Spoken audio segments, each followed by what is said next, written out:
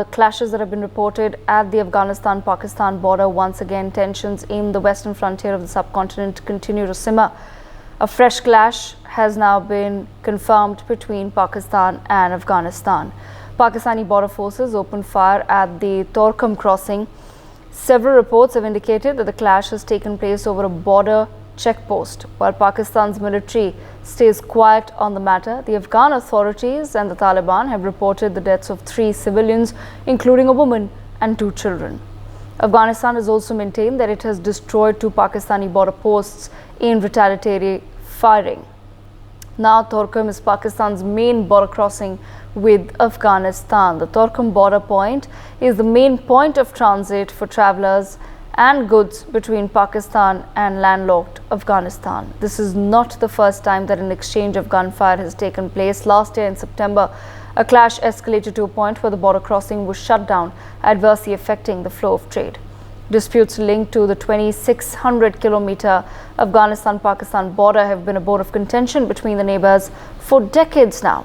Pakistan needles India on the one hand, and while we are focused on our own growth story, it seems that their issues with India are becoming the least of their problems, because a crisis now looms on Pakistan's very own western front. The Taliban, that is fostered for decades, is now training guns on the Pakistani establishment itself. But what do these developments in the past few years that we've seen between Afghanistan and Pakistan, what do they mean for the two neighboring countries and also for the AFPAK region, which has a direct bearing on India as well? We take this conversation forward. I have with me Professor Rohan Gunratna. We also have with us Mahesh Sachdev, former diplomat, Major General A.K. Sivach with me on the broadcast, and Dr. Monica Verma, foreign affairs expert, with us as well. I want to begin with Major General A.K. Sivach. Major General Sivach, what do you make now of the latest reports that are coming in? Like I said, this is not anything new that has happened. We have seen ever since the Taliban took over Afghanistan, there have been reports of many border skirmishes. One was reported in 2022. In fact, this year itself, in March, there was a heated escalation of the problems between Afghanistan and Pakistan. But what do you make, sir, of the latest reports that are coming in, and the fact that civilians have, as per Afghanistan, lost their lives in the latest skirmish? No doubt, Devika, when Afghanistan Taliban came into power, that is the time when you find the Pakistani celebrating. They thought, they have now got the victory themselves. And in fact, the point which Pakistani was telling time again, that this will give them a strategic death. But that sort of, happiness was over within no time, because there are certain fault lines between Afghanistan and Pakistan. There are numerous problems which are not existing now, but the history has left behind. One of them is Durand Line. The Afghanistan does not recognize the Durand Line, and they do not allow the Pakistani to fence the Durand Line border between Pakistan and Afghanistan. Also, they have been saying that the Pashtun which are on the AFPAK area toward the Pakistan side, they want to join the Afghanistan and make a Sharia law there, which is also not to the liking of Pakistan. So the point is, the border between Afghanistan and Pakistan has become very active after the Taliban has taken over Afghanistan. There have been number of clashes on each side. There are a number of casualties which have taken place and affected their normal trade which take place between Pakistan and Afghanistan. Now, Pakistan is also accusing Afghanistan of giving shelter to Tehrik-e-Taliban Pakistan, a terrorist group which is operating in Pakistan, but they have bases in Afghanistan. Basically, Afghanistan also now put a counter question to the Pakistani, that they have sent almost 10 to 15 lakhs the Afghanis which were already settled in Pakistan, and with that they have sent certain terrorist and certain militant groups which are now operating in Afghanistan against the Afghanistan government. So there are claims, counter claim, but the fact is the relationship today is in a lowest ebb between Pakistan and Afghanistan, and both these countries are very routine time sharing basically this firing on the border area, where As on today, the Pakistani have killed 3 Afghan nationals and returned. The Afghanistani have also killed certain Pakistani, and they have captured certain coast also, in parts also. So the question is, as far as Pakistan is concerned, it does not have good relation with any of its neighbor because it believes in terrorism. And that's what is the problem between even Pakistan and Afghanistan. See what is the problem between Pakistan and Iran. Jaise other Sunni militant group is operating from Pakistan in Iran. What is the problem between India and Pakistan? Jaise Mohammed and Hizbul Mujahideen are operating from Pakistan. They have been keep on sending. And so therefore Pakistan is the hub center of terrorism, and it has used terrorism as a state sponsor, and this has happened against Afghanistan also. As on today, Afghanistan says that the biggest enemy of there is no one else but Pakistan, and India and Afghanistan under Taliban now enjoy the best workable relation. In fact, 78 projects which were stopped after Taliban took over, all of them have started off, and 23 have already finished in last about 2 years. So overall one can say, जो बीज बोगे वैसा ही फल खाओगे. This goes very true with Pakistan. Okay, I'll come to you in just a moment. Ambassador Sachdev, I'd like to bring you into the conversation here and understand from you, would you firstly agree with the assessment that the relations between Pakistan and Afghanistan have hit its lowest point? And also, if so, what really is it that India now needs to watch out for? Thank you, Devika. I agree with what Major General has so eloquently put. The relations have not lived up to the expectation that were raised 3 years ago when Taliban took over Afghanistan. I think there are many reasons, some of them bequeathed in the history, some others in exaggerated mutual expectations. Pakistan's ISI believed that it could control Taliban in its government, etc. If you would recall, when the Taliban were fresh in Kabul, ISI chief actually visited Kabul to set up the government, and Haqqani network was forcibly co-opted into the regime, and so on and so forth. So there have been, Taliban particularly, have resented that. Pakistan expected Taliban to be pliable to their requests and so on, which Taliban didn't turn out to be. On the other hand, Taliban expected Pakistan to be helpful in sustaining them financially and otherwise. Given the precarious status of Pakistan's own economy, this could not be done. And Pakistan's baggage on Afghanistan actually did not help Taliban. Pakistan has had a bit of difficulties with major powers, including those in the Islamic world, and therefore Pakistan conveying support for Taliban in Saudi Arabia, in UAE, in Iran and elsewhere did not produce the commensurate result, resulting in further alienation. Now Taliban have had to fight internally for stabilizing their own country. There is ISIS, there is also Al-Qaeda trying to take advantage of the disturbed conditions in post-Taliban country, and they had expected Pakistan to curb those tendencies which emanate from Pakistan to no avail. Trade-wise too, the direct trade with India, Pakistanis did not want to countenance, and it was with some difficulty that Pakistanis agreed to let not the Indian trucks but Afghan trucks or Pakistani trucks go through their land border. So all that told, we see that there is more than just hiccups between the two. At the same time, one should say that given Afghanistan's dire dependence on the sea access via Karachi and Gwadar, I think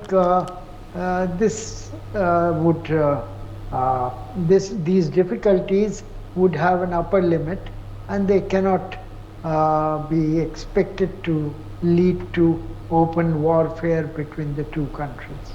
Okay. All right. Dr. Verma, I'll bring you into the conversation there. Dr. Monica Verma, I'd just like to understand from you, your perspective on what's happening between Afghanistan and Pakistan, and what do you think? Of course, there was a major trigger once the Taliban took over Afghanistan, and there was an expectation that they would not turn against Pakistan, but Pakistan has been in for a rude awakening as far as that is concerned. But why do you think Pakistan has not been able to really placate the situation and make better relations with the new Talibani administration in Afghanistan? What really is keeping Pakistan from taking those steps and measures? I see it. There's a very famous dictum by Kautilya, father of Indian statecraft, that whenever two states they share a border and they are immediate neighbors, they are also natural enemies. Because when you share immediate border with each other, there's always, a thirst on expansion. There is always this desire to expand your territory by occupying the territory of the other. So till the time, there was a common enemy, United States was there, it was fighting in Afghanistan. Till then things were still okay, because Pakistan's territory was used for a long time in order to radicalize the Mujahideen and use them against Soviets. Long story cut short, since 2021, we can see that a force which was created as right hand by Pakistan, and where it was claiming that tomorrow when Taliban comes to power, it will embolden Pakistan, it will help Pakistan, it will help it destabilize India's position. It's a asset that they had nurtured for so long, in the belief that when they'll finally come to power, it will, help Pakistan's strategic interests. But that didn't happen, because ultimately, if you look at the Durand line, Afghan Taliban doesn't agree that Durand line is a legitimate border between the two countries. And this is a position that almost every ruler in Afghanistan had taken. So I think once they say that Durand line, they do not recognize it, then the Pandora's box is open. And we can actually see how border skirmishes have increased. We can actually see how terrorists, especially that they belong to TTP, are the kind of mayhem which is going on in Pakistan. There are certain no-go zone areas where people can't even go. They are doing border policing. They are doing patrolling. They are seeking tolls from they're preventing people from using the roads if you don't pay them the required amount of money. So that's the kind of control that TTP exercises in the border areas. And making the situation even more problematic for Pakistan is this, that many attacks are being reported on the Chinese. So what we see is that Pakistan's economy is already in doldrums. It's not doing good at all, and we know the inflation, especially not inflation, it's hyperinflation, and there is a food and fuel crisis. And amidst this all, when China is trying to be a savior by having this CPEC $62 billion scheme, then those Chinese engineers, on ground there are 29,000 Chinese in Pakistan today, and a large section of these Chinese are living in fear of a terror attack, and that actually happened in March. So what basically we can see from this is that Pakistan is being edged out on so many fronts altogether. It's not just Iran, also India, but now even your own friend China is pushing you to take a stronger action against Taliban, because ultimately it is about a $62 billion project. So what does Pakistan do? What are its options? I think military is definitely on cards, in the kind of statements that the leaders are always giving, that they have also launched an operation to take on the TTP terrorists. But ultimately on ground we also know that what kind of a fighter force the TTP is. And my analysis, in fact my expectations are not on the very positive side, especially because this is something where the chickens have come home to roost for the Pakistanis. This is a problem that they had created for all their neighbors.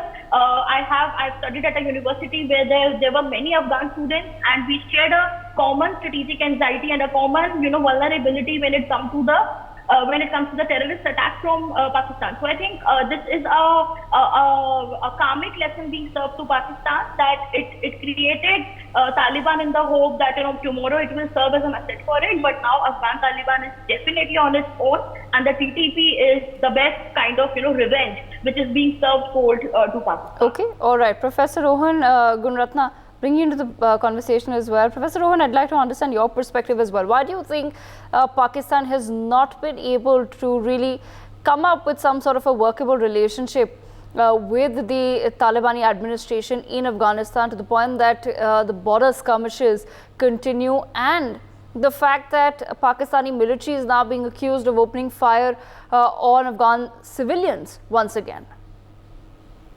The Taliban Pakistan, a group that wants to create the Islamic State of Pakistan, is now hosted by the Taliban regime. And as a result of that, the relationship between Pakistan and Afghanistan has deteriorated very significantly. So the border between Pakistan and Afghanistan is a very long border of 2,640 kilometers. And this border is the main point where people move both clandestinely and also overtly. They use Torkham to move people openly, legally. Of course, that being a long border, terrorists and extremists are moving back and forth. So I believe that until and unless there is agreement between Pakistan and Afghanistan on Afghanistan hosting Taliban Pakistan, this dispute will continue. This is a very important lesson for the international community, including for India. That is, any country, any government that hosts extremists and terrorists eventually have to pay a very heavy price. So in this case, TTP poses a very significant threat to Pakistan.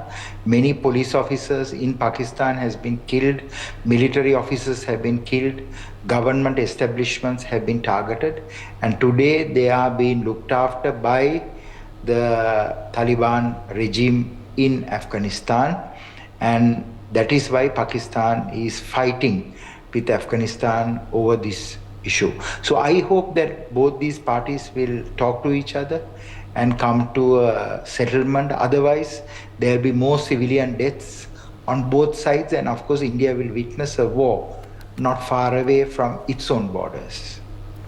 Okay, all right. I want to bring in Major General A.K. Sivach as well.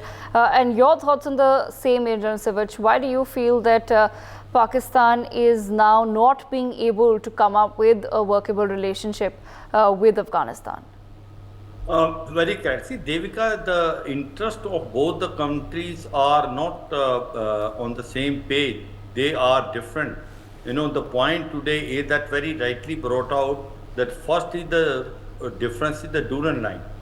Afghanistan does not recognize the Durand line. They say this is a colonial baggage. We do not recognize. Our area is much more in Pakistan than what the line has been drawn. So the Pashtuns, they feel, are part of Afghanistan, not of Pakistan.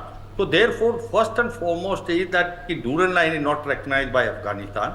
Second is that the Pakistan accuses Afghanistan that Tehrik-e-Taliban Pakistan is given a base. In fact, some sort of understanding was there that once Taliban comes into power, since the Pakistan Taliban, that is TTP, is also offshoot of Taliban, they will be able to pressurize them and there will be negotiation with Pakistan government. That hasn't happened. Taliban has said that we have nothing to do with TTP, you sort it out among yourself. The third thing which is very important is that the drugs which used to come, and ISI used to mint a lot of money from Afghanistan, that has stopped. Taliban are not allowing the drugs to come toward Pakistan side. So that is again another bone of contention, wherein that a lot of revenue which used to be collected by ISI are not able to do it. The next point is that Al-Qaeda and ISIS, these two are the militant groups which are fighting against Taliban, and this indirectly or directly supported by the ISI. And that is also another point of contention which are between both these countries.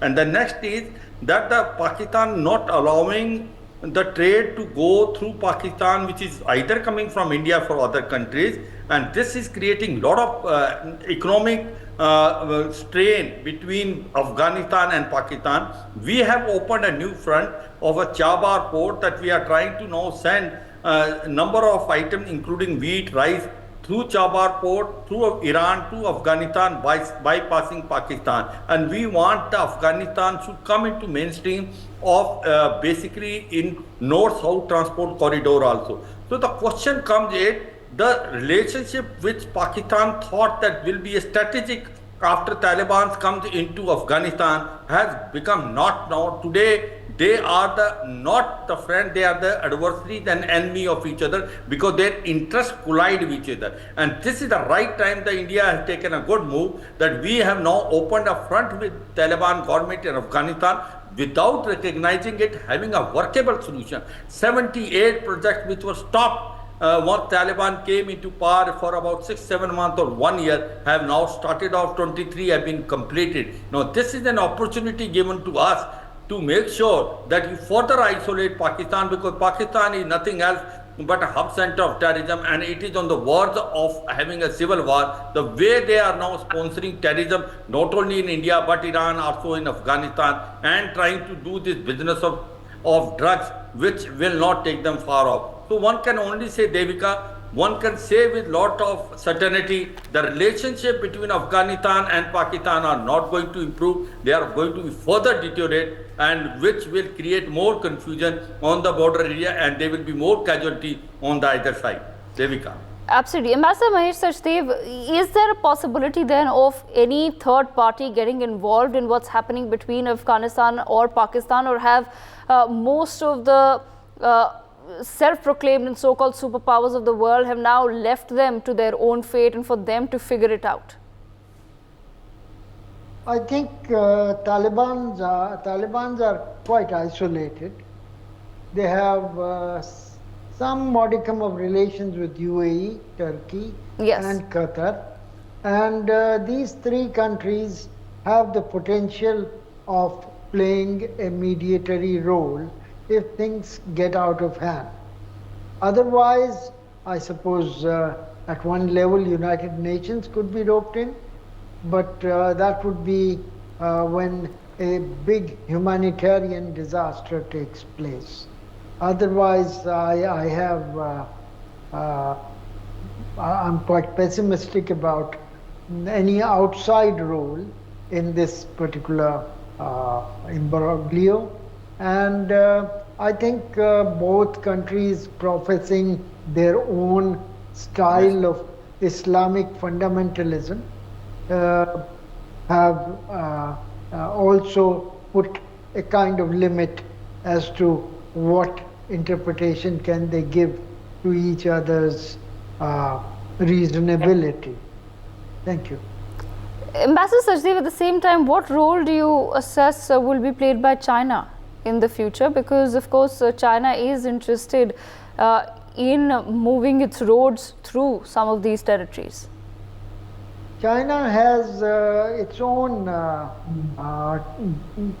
can of worms in that part of the world. Yes. Western China has had Islamic difficulties with the communists, and you are aware of Xinjiang being put under virtual martial law, and a lot of human rights abuses of people bordering on Afghanistan have been put out. They have not received due currency in the Islamic world because they need to cultivate China. At the same time, the Western world has been sort of collecting those data, getting hold of the dissidents who are agitating in Turkey and elsewhere against Chinese role in Xinjiang and Turkmenistan, etc. And at a suitable time, they may use those people to, to create disturbances and give a bad image to China. On the other hand, Chinese do have economic muscle, which they can use to befriend Afghanistan the same way they have befriended Pakistan. I have my doubts. As a P5 country, China cannot break ranks with other countries of the world.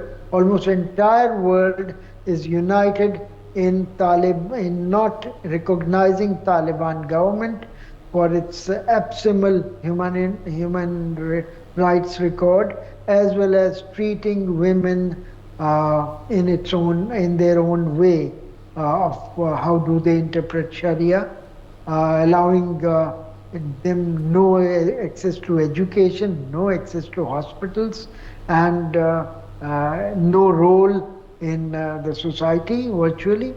So that Chinese would find it extremely difficult to recognize Taliban, to be seen in public, Right. engaging them, and why should they put Pakistani eggs out of Afghan fire? So that doesn't work. Pakistan has to put its own eggs out of fire in Afghanistan. China is astute enough not to have Afghan Taliban militancy turn towards its own neighboring Muslim-dominated areas. Right. Absolutely. Thank you. I have 30 seconds left. Your thoughts on the same as well, sir. The role of China, because I understand that on the one hand, of course, China wants to establish a debt scenario as well in several countries that they tend to offer for so-called development, but at the same time China does have a larger plan in place and a larger plan in mind as well, which is to in fact generate trade through several nations and really becoming the economic superpower through those trade routes. See, Devika, there is no doubt Afghanistan gives a lot of opportunity to China because it is very rich in gas, oil, copper, zinc. And there was a time when China was thinking to basically take the China-Pakistan economic corridor from Gwadar, then taking to Afghanistan. And that was the initial plan of the Chinese. And Chinese felt that since the China-Pakistan economic corridor is a flagship project, and they will able to then exploit the resources which are in Afghanistan. But that plan has gone for 6. Because what has happened is the China-Pakistan economic corridor itself came under a lot of fire, and the Chinese were becoming targeted by the Taliban Pakistan as well as Balochistan Liberation Army in Balochistan, and that dissuaded basically China to think of extending China-Pakistan economic corridor toward Afghanistan. And the second point, which was very important, was told by the ambassador, the Xinjiang province, where there are Uyghur Muslims, and they are one which are now under basically house arrest. They are put on concentration camp, and that is one point which is a bone of contention between China and Afghanistan. And in case there is a chance of Afghanistan Taliban trying to become a voice of all these Xinjiang province Uyghur Muslim, where the human right violation is at the maximum. No other country has dared to speak against China because it's all economic pressure, economic interest. But certainly Afghanistan can do it. So I feel that though the interest of China is there to exploit those resources which are untapped in Afghanistan, but uncertainty of that basically CI environment dissuade them for doing that. Right. Devika. For more such videos, subscribe to the NewsX YouTube channel, hit the bell icon.